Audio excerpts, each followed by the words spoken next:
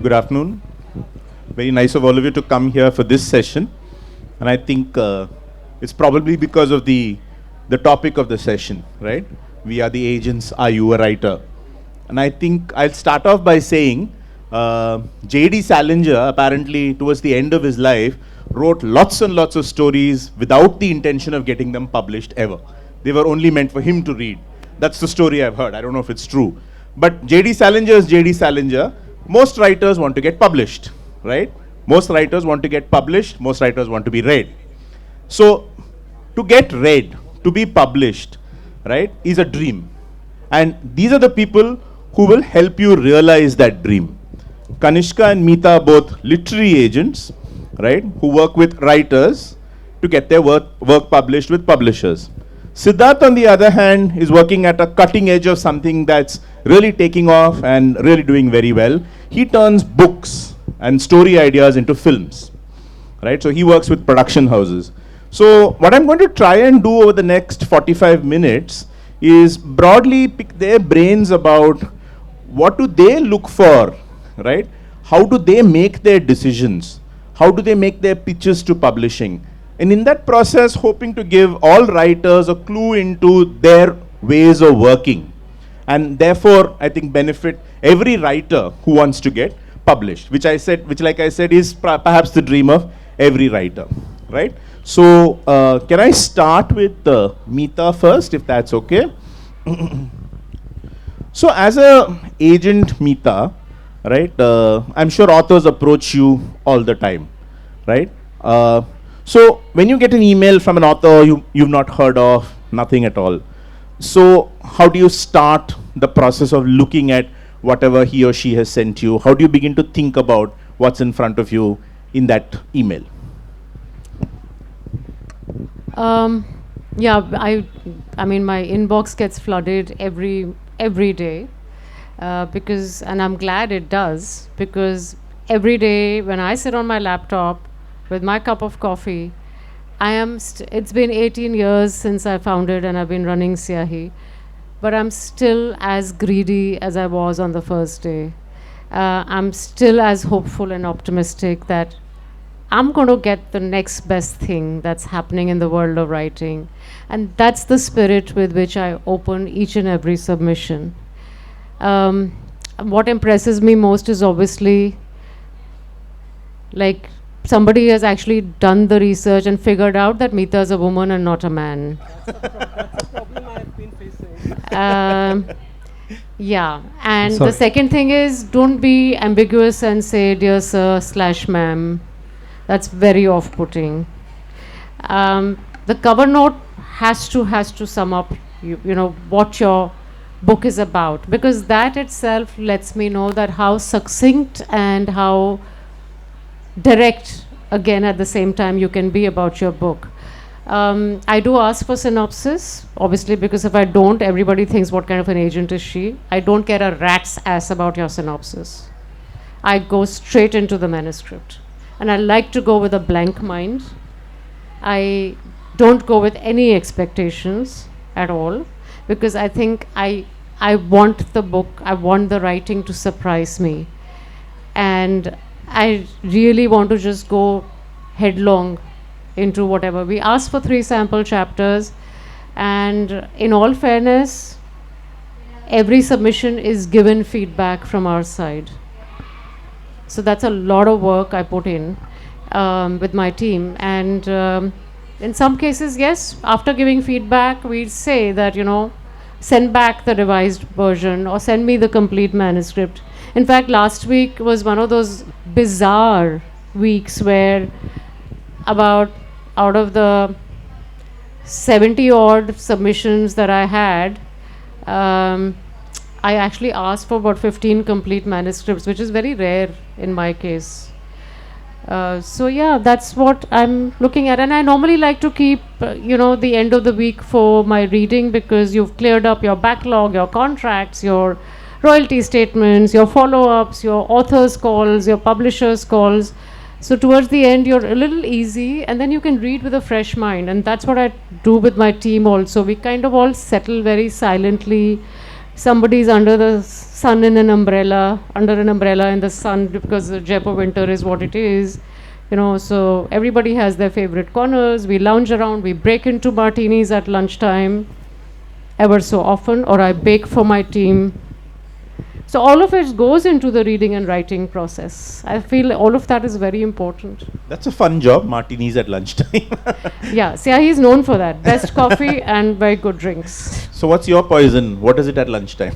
Yeah, most of the times I'm like meeting authors or editors, so yeah, depends on. Yeah, so I'm going to ask you the same question that I asked Mita. So when you get an email, what are you looking at? What are you looking for?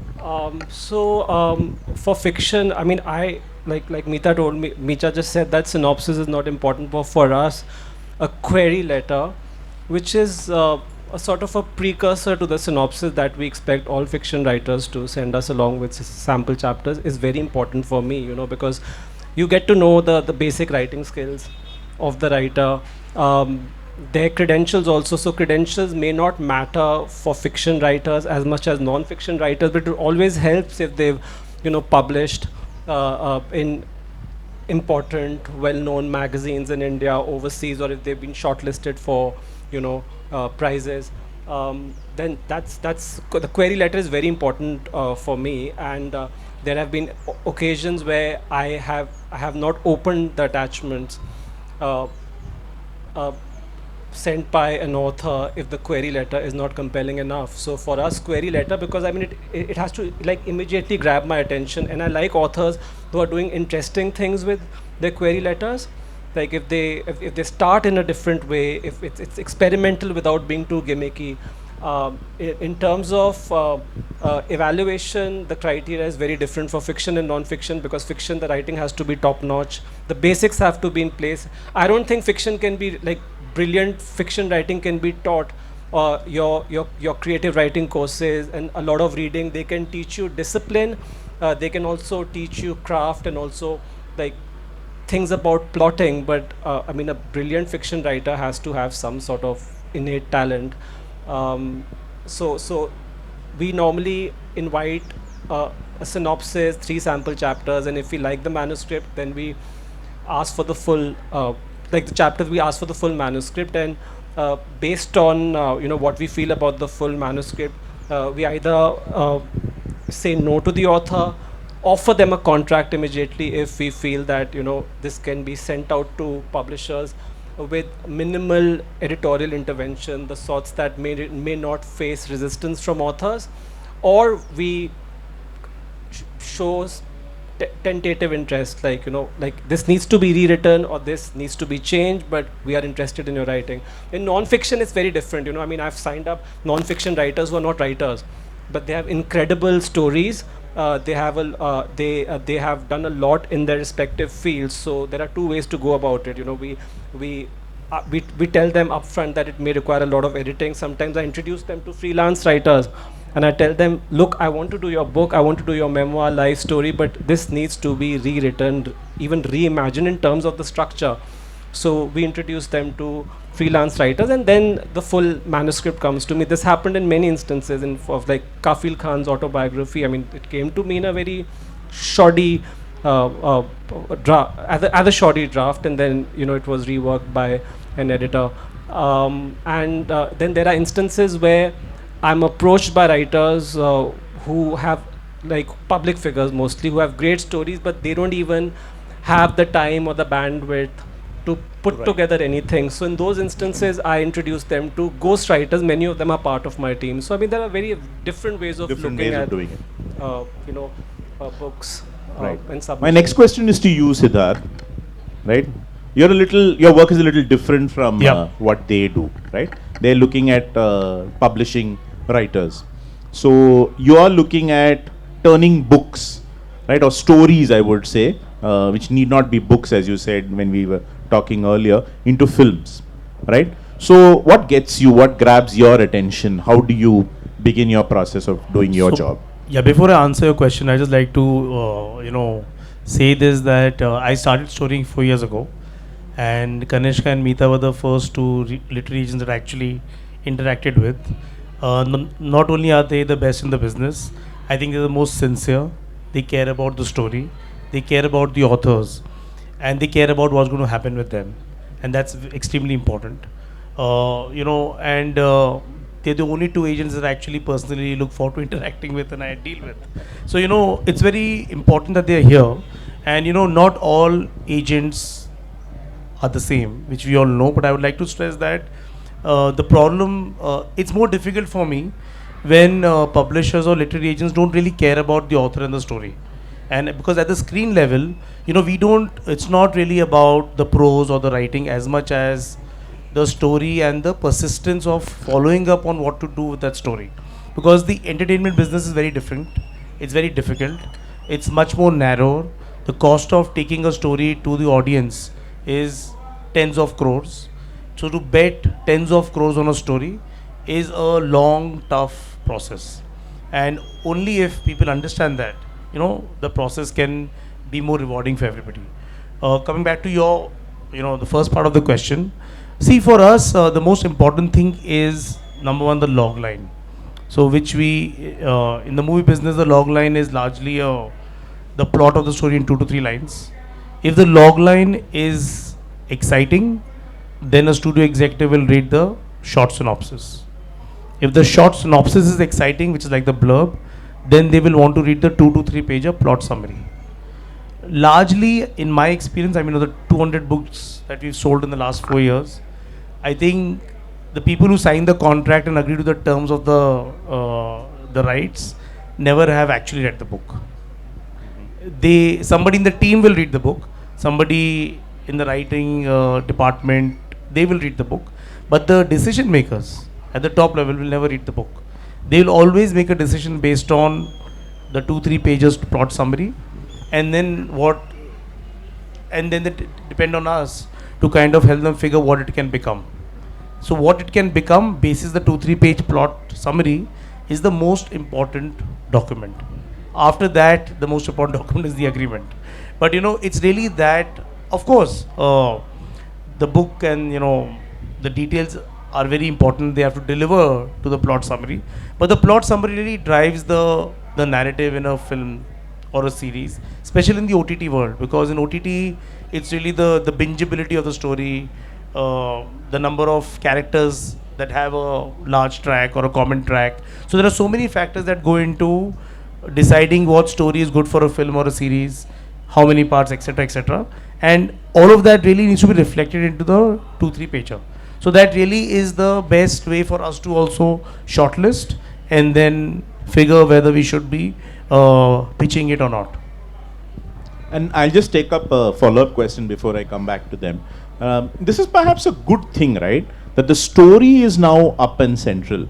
Earlier movies, it was largely movies. Movies were made around heroes or heroines occasionally, but largely heroes or a director.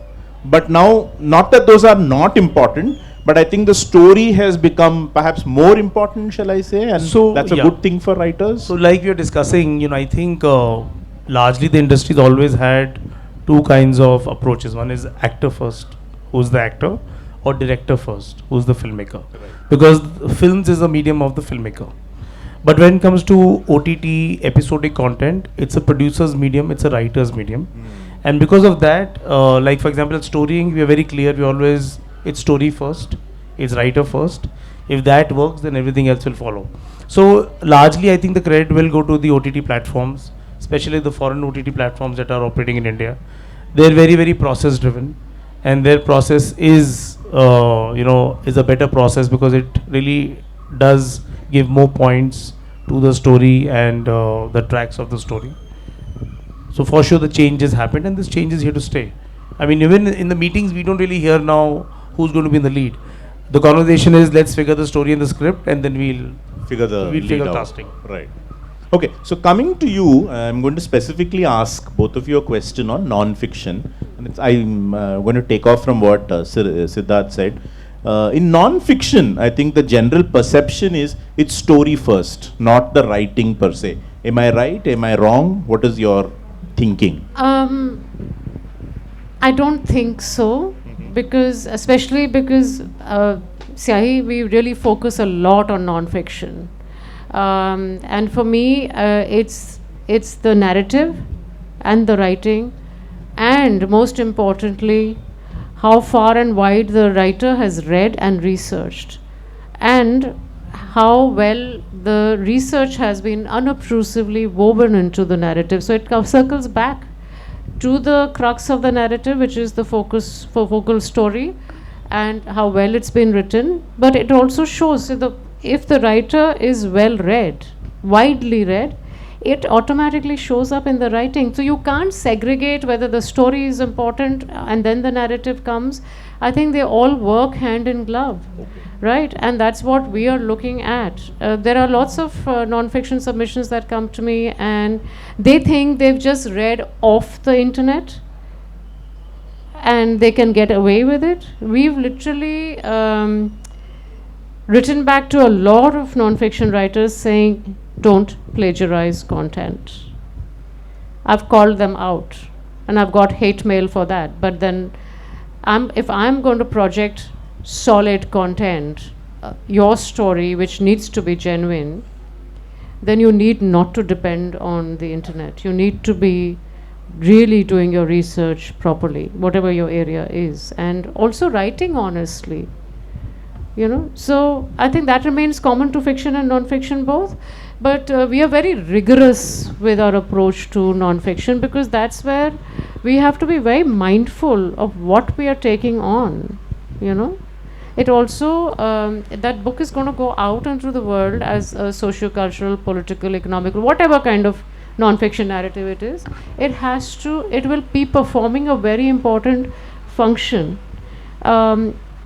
It eventually becomes an archive of that time and period of that particular thing it's talking about. It's just not a book that you're going to buy from a bookshelf. So as people who project content, we have a bigger responsibility on our heads. It's not about getting the next contract. It's not about getting that next 30 lakh advance or whatever. It's also about what are you leaving behind.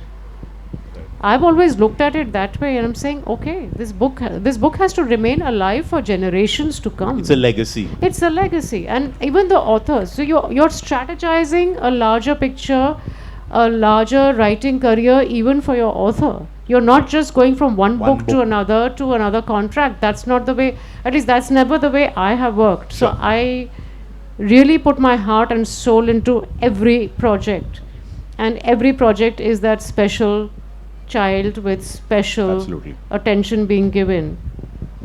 What about you, Kanishka? Story first, so writing? Unfortunately, most of the highest selling non-fiction in India doesn't have good storytelling or writing, because these are self-help books, written by authors who already have a huge constituency. They are like YouTube stars, or they are gurus, and also that is the genre which is the highest selling genre, and it doesn't need any writing skills or like great story.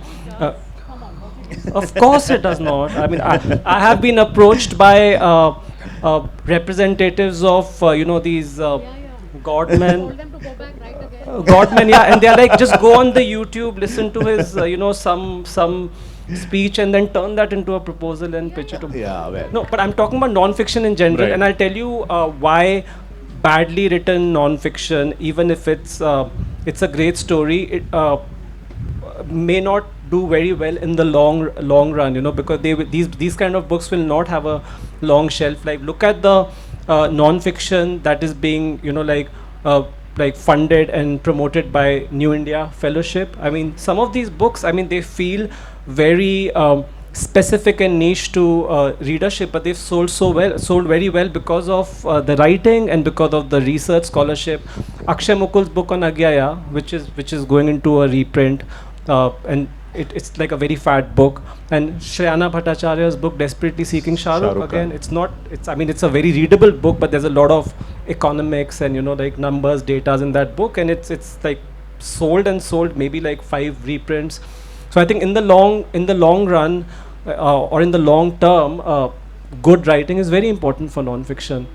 And if it's just a story, and if the author or the agent is taking the help of a lot of editors, And that's primarily because these people are like public figures and they have very gritty stories. But I think good writing, and like what Mita said, there has to be a lot of scholarship.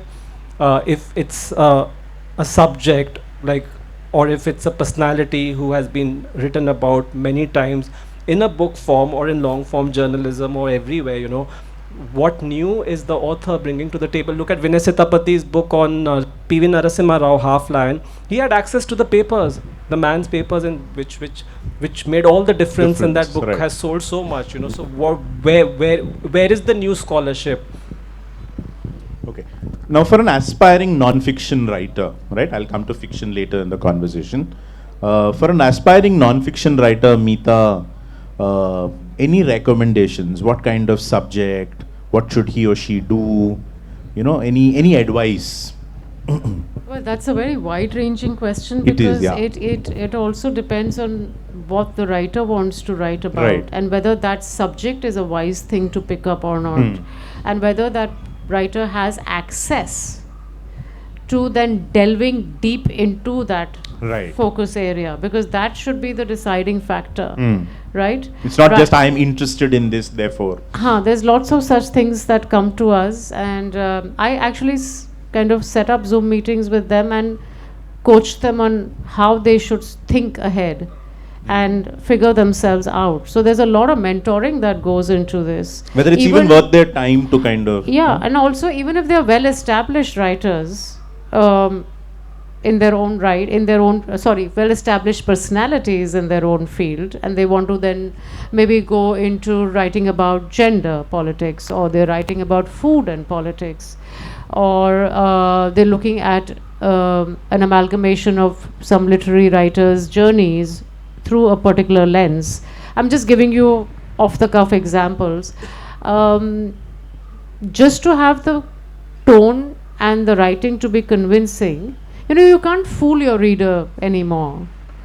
So whether if it's a personality, and you do suggest editing, you do suggest ghostwriters if they don't have time, all of that, I'm just presuming that everyone knows that such an ecosystem exists. It's very normal for us to reach out to people and connect them and let them go forward, even with business books, not just self-help books or anything else under non-fiction, or if it's a political narrative. All the more reason where you got to spend hours poring over documents, old papers, magazines, journals, falana, whatever.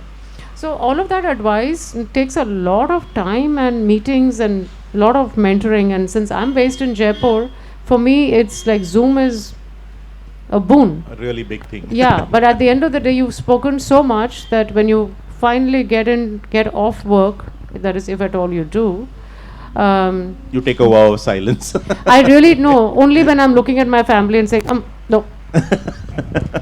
And the next minute a writer's call will come and I'll go jabber, and they're looking at me, but what is this? I said, no, this I have to be available for any time. Sunday, 1 o'clock at night, I've had writers call me, I've just finished writing this chapter, will you hear it out for me? And I'm going to sit up and say, okay, let's do it. So it's about this kind of a relationship also. You can't compartmentalize what works and what doesn't work. It's about fitting each piece of the jigsaw puzzle together and then making it work. So your advice would be to yeah. think carefully about all of these Yeah, things and also before. please be really, really creatively inspired, because I want the writing to come straight from within the deep intestinal gut of yours, which is just like dying to pour out, and be refreshingly honest. Do not, please, write for a particular readership. Write first draft, just write. Get it all out. So you also have a day of silence, Kanishka, or an hour of silence every day after talking to people. What for? Silence? Generally, after talking to people, advising them to just take some time. No, off. but I don't have fixed working hours, so I may choose to work like 16 hours in a Right. day, like for 3 days, then not work on the 4th day. That's one of the privileges of being an agent. a freelance Right. publishing professional. So, coming back to non-fiction, so I take a lot of risks. If I really like a subject and the writer, and if I then and if I know that a lot of the publishers, especially the MNCs, multinationals, are going to say no to the book, then what I do is I spend more time with the author, tweaking the pitch, fine-tuning the pitch. There have been instances where I have shamelessly asked the authors to prepare marketing plans. Can you just like prepare a list of people like influencers, Instagrammers, political figures, famous writers who you can approach for blurbs or endorsements, or giving the book a shout out. And sometimes it has worked. Now I'll tell you, also pitching niche or so-called unsellable non-fiction works. It varies from publisher to publisher, because if a publisher has tried their hand at some similar books in the past, and if they haven't worked out for them, then they will be reluctant to commission a similar book in the space, even if it's like very professionally pitched and if there's a marketing plan. On the other hand, I have very good equations with niche publishers, like specialist publishers, independent publishers, who know how to sell these kind of books. So last year, one of my authors, he won the Sahitya Academy Award for a travel memoir set in Chota Nagpur prior to Mihir Vatsa. He's so brilliant. It was published by Speaking Tiger. Nobody else wanted to do the book, and it's not only did it win a major prize, but also it's selling quite well. Right. So I think it's about also knowing the interests of different commissioning editors within a publishing house, because publishers like Penguin, HarperCollins, they have so many commissioning editors, and all of them have a different mandate and also different personal taste. In fact, I also make sure that I check with some of these authors in case they are writing for newspapers, magazines, whether or not they've been approached by publishers in the past. That's why the Vineet Gill manuscript came to you, because he was commissioning your articles at Sunday Guardian while he was editing it. That's why I sent his Nirmal Verma book to you, because I was like, it's going to be very tough for me to sell this book, and you came forward with an offer. So it has to be done more thoughtfully, strategically, but I take a lot of risks. Okay. Siddharth, what translates better into film? Is it fiction, non-fiction? The books that you have put into production, more fiction, less non-fiction, other way around, 50-50? So in the last few years, there's been a shift into finding non-fiction stories to tell, largely real incidents or biopics, but it's also become true crime. That's staple that always works. But I think what's been happening is that our industry is also very driven by the talent. So example, the availability of certain skills of directors, screenplay writers and actors. Largely the studios also curate projects depending on what talent they have access to. So it's a mixed bag, but I think the most commercial always is true crime. Crime always works, it's staple on streaming, on television, on films. So and for I think also for binging, thrillers, mysteries. So that's why fiction in that kind of dominates. We recently produced a show called Trial by Fire, which is based on a real incident. Kanishka had gotten that book published. That's a real incident of a fire, but story of justice. So I think like also our business runs on trends. So that show has been very well received in January. So all of Feb, March, April, I'm only getting queries for these kind of stories. So it's the studios really don't know what they want. Actually, that's the truth. Okay. So moving from non-fiction to fiction, right? I think fiction is, I like to say, it's the heart of literature. Novels, stories, right? So when a fiction manuscript comes to you, right? You did say you read it with an open mind and you don't, right? But still, what is it that you're looking for or thinking about when you start? What influences or helps you make your decision? Of course, it's the writing, I'm sure, how good or bad, how good the writing is, obviously.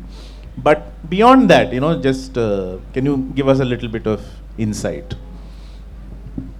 I get this question a lot, and I always find it very difficult to answer because at the top of the head is just like I really want to get gripped by the first few sentences. I want to be able to. I want to turn the page. Basically, it's as simple as that.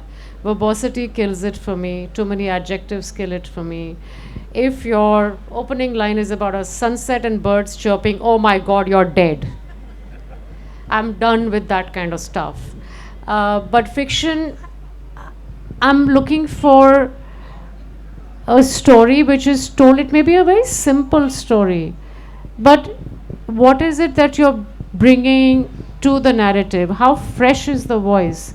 How beautiful is the turn of phrase? How have you moved in the storyline from point A to point B to point C? How is the plot unfolding? How fluid is your narrative? Are your transitions too jumpy? Can I just look up and literally see those characters in front of me? Can I imagine them in human flesh? Are they multidimensional? Are they kind of, is the voice changing from person to person? Like the other day I read a manuscript for somebody else who asked me as a favor, and literally 2 days before I was traveling to Calicut for the festival, I was racing through that book just because that person had a deadline. So I had to put my work aside and I said, okay, it's a 400-page fiction. And I read it and it went from one predictable cliche to another to another. I said, buddy, you're writing with a film in mind. And you're just like, you've taken 2 or 3, you've taken a Gangubai, you've taken Falana picture, Dimka picture and put it all together. So don't do that. Rewrite. Your writing skills are fantastic. So use that to your advantage. Just kindle your imagination a bit instead of rehashing stuff. So that's something that I see through very quickly. The other thing, especially in fiction, is you're thinking in your mother tongue, but you're writing in English. Please pay allegiance to your mother tongue and write in that. And then you can look to us for getting it translated. What about you, Kanishk? Just be honest with your writing. What please. Gets you? So for me, it's like very instinctive. I kind of personally veer towards experimental writing, new writing, voice which is like very strong and new. But I'm not like really wedded to strong plotting for literary writings, but for for genre writings, like be it crime, science fiction, a plot is important. I also have a large team of editors, and sometimes we have this debate amongst ourselves if there is no consensus over a work of fiction. So normally for fiction, I'm the first reader, and if I like something enough to share it with my team, then like I wait for their response. So there are like multiple readings for works of fiction, but I like newness, I like experimentation, I like pushing of boundaries. I love to represent novelists from other parts of the subcontinent. I have lots of writers from Pakistan, Bangladesh, Sri Lanka. But newness in any form, and like I said, like good fiction writing can not really be taught. So yeah. So both of you have teams of people reading stuff. So what if they like something and you don't? Who finally takes the call? Say a younger person, Yeah, okay. likes So something. Syahi's team 1 is an all-women's team. Okay. I normally don't like, very few exceptions that I've got men Sure. entering my team. Nothing against them, but I was part of your team 12 years ago, or maybe 13 years ago. yeah, For 7 probably. months. I That think explains it. That explains it, Kanishk.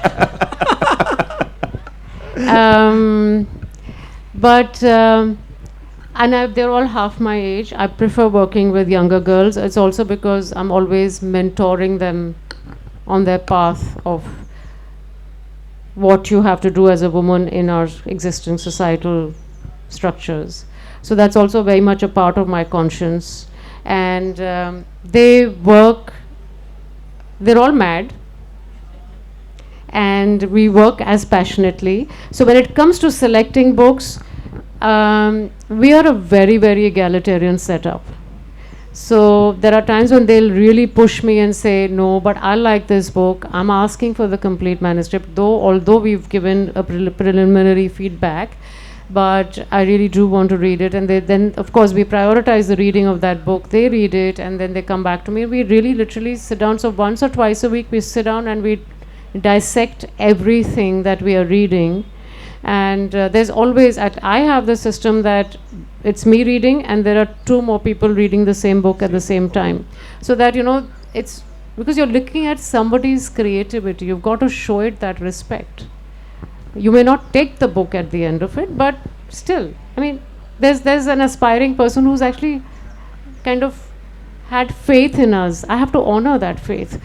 But I also have to honor my team, right? So, yeah, we've taken on books that you didn't like. That I wasn't too sure of, but it's like even Kanish said, he takes risks. I mean, we have to take shit tons of risk because it's a very creative field you're working in. It's every step is a risk.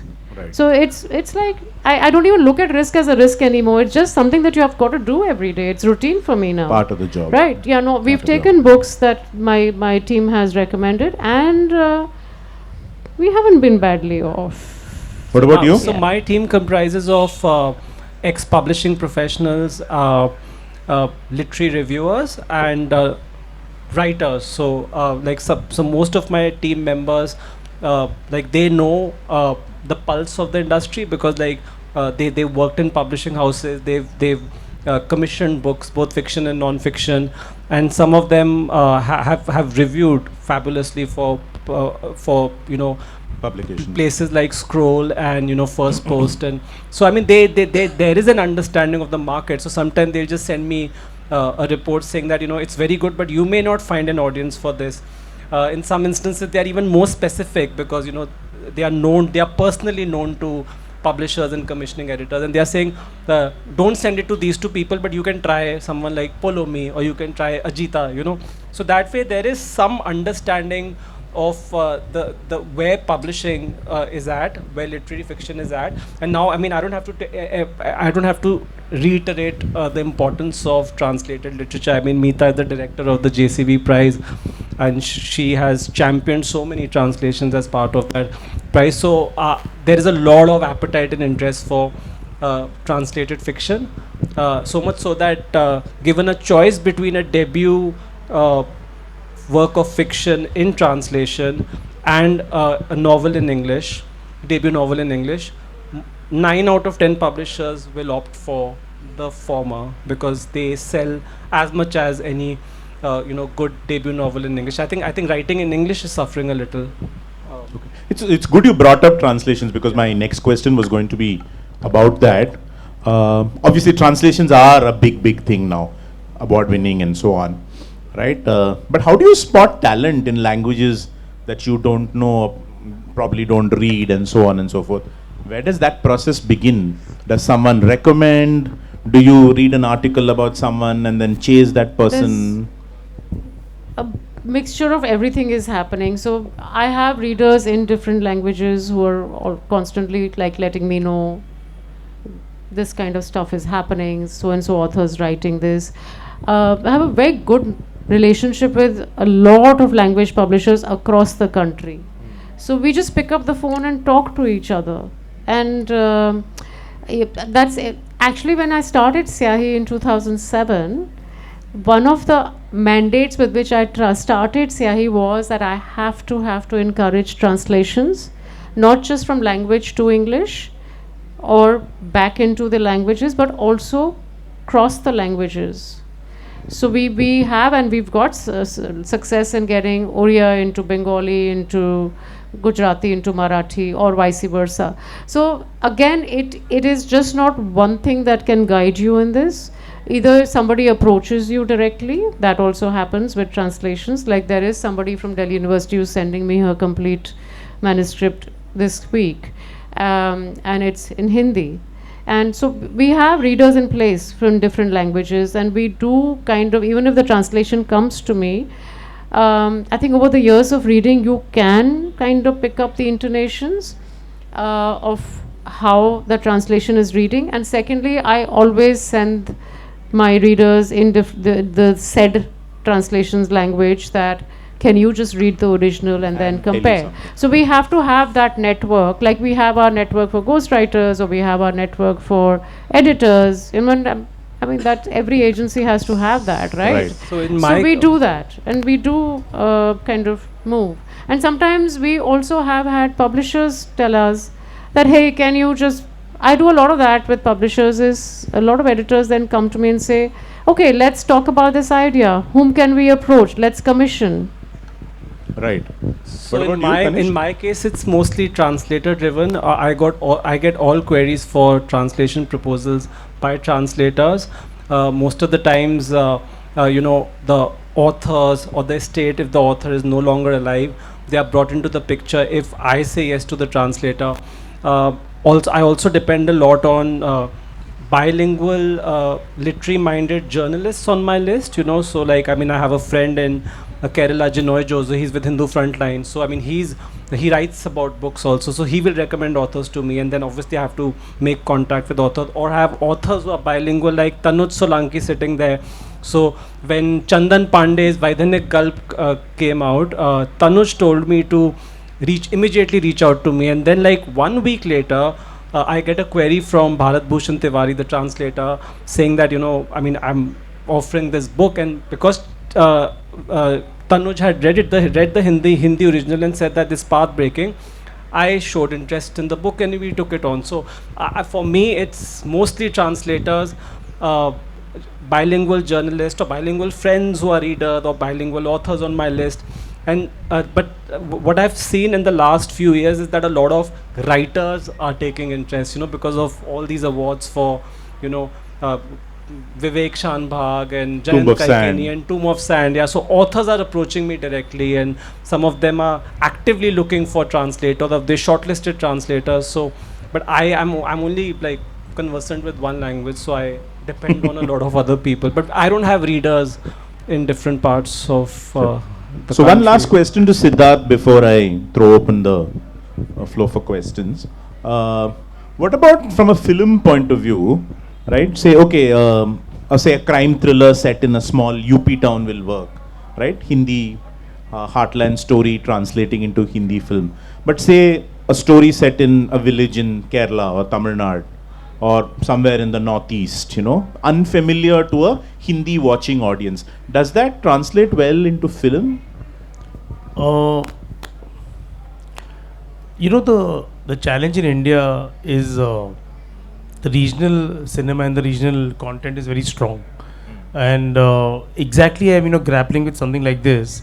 We bought the rights of Anirban's book, True Crime, book on the Chelembra bank heist that's set in Kerala. Kerala, right. Yeah, and we bought the book rights a few months ago, and we want to make it into a movie. It's a very compelling story. And in fact, next week I have a follow-up meeting at the platform, and the agenda for the meeting is: should we make this in Malayalam, or should we make this in Hindi, or should we infuse a bit of English in the dialogue? But then the challenge is, it won't be, if it's not hyper-local, it's not authentic. People really put off. If it's too authentic, then does it become narrow? So what we are trying to do is that instead of taking it to a traditional theatrical film, even though we want to get in bigger stars, we are taking to streaming platforms where global audiences are used to subtitling, used to dubbing. And see, because I can't even remake it like a Drishyam, because it's fiction. I can remake. Kabir Singh, and set somewhere else and change the location. In a bank heist that's set in Kerala, if I change the location, it just won't be fun. Right. And if it's not authentic, it won't work, I think. So it's it's a new thing, because in the traditional business we're used to remaking fiction stories. So non-fiction is tough. Fiction is easy to translate. I mean, that we do all the time. You just locate it somewhere. Yeah, because else, we take the make story. so many remakes of South films. Right. So right. that's not a problem. Not a problem. Remake of foreign films, foreign shows, that's Okay. easy.